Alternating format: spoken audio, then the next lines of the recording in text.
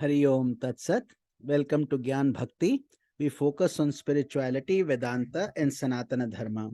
Please subscribe our channel for the mystical meanings of the scriptures and daily satsang.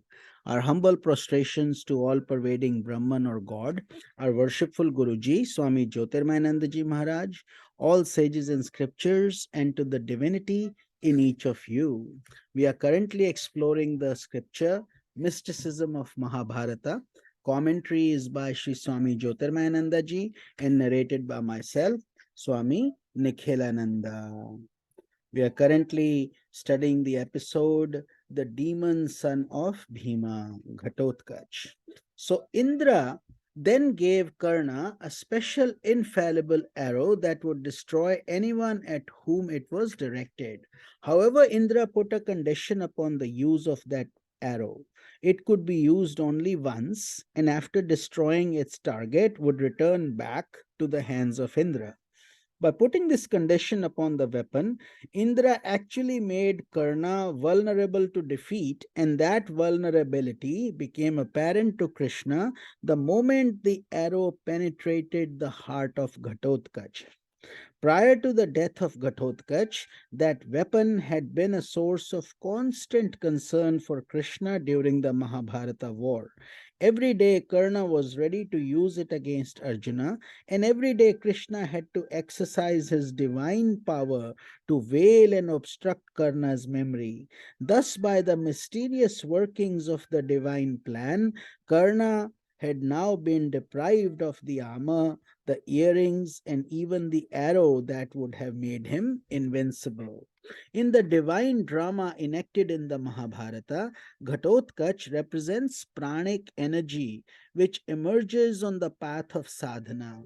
It is energy of a grosser form which is colored by rajas and tamas.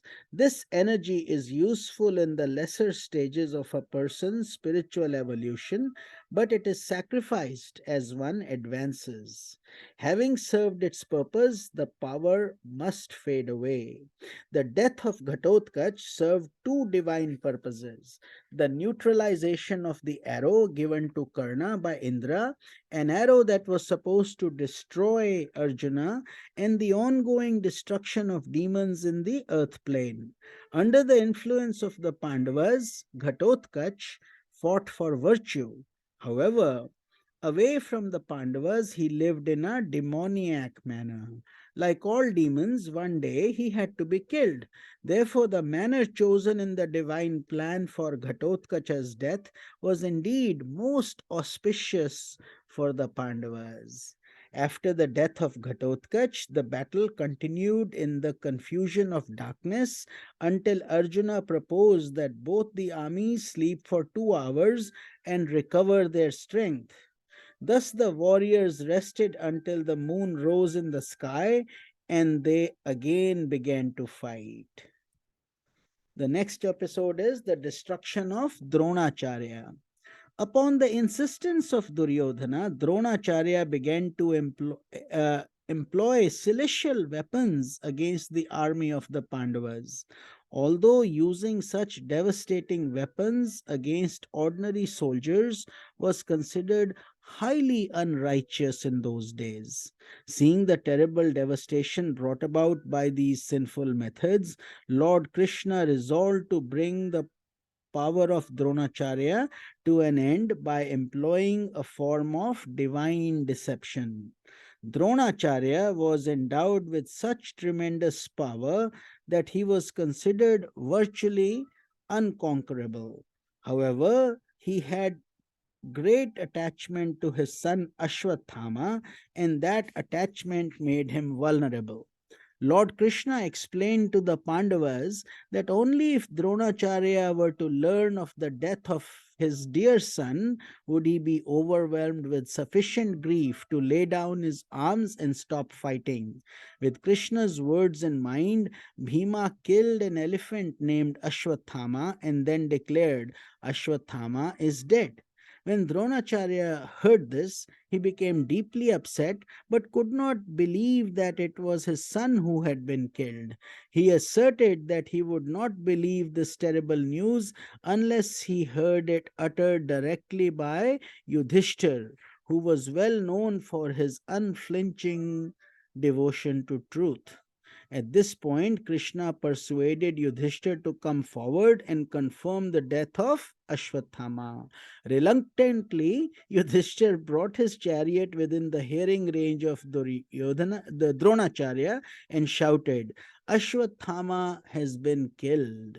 When Yudhishthira was about to softly add, not man but elephant, the sounds of the battlefield drowned out those qualifying words before Dronacharya could hear them.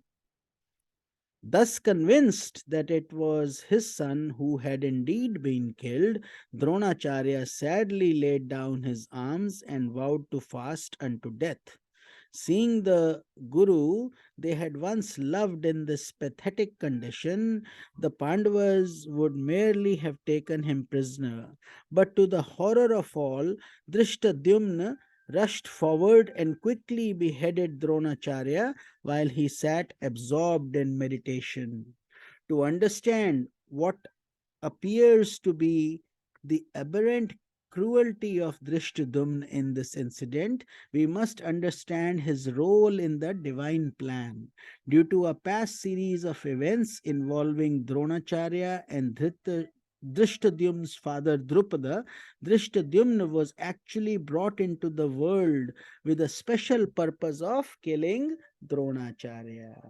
With this, we conclude today's satsang and we will continue this journey tomorrow. This is Swami Nikhilanand. Om Tat Sat.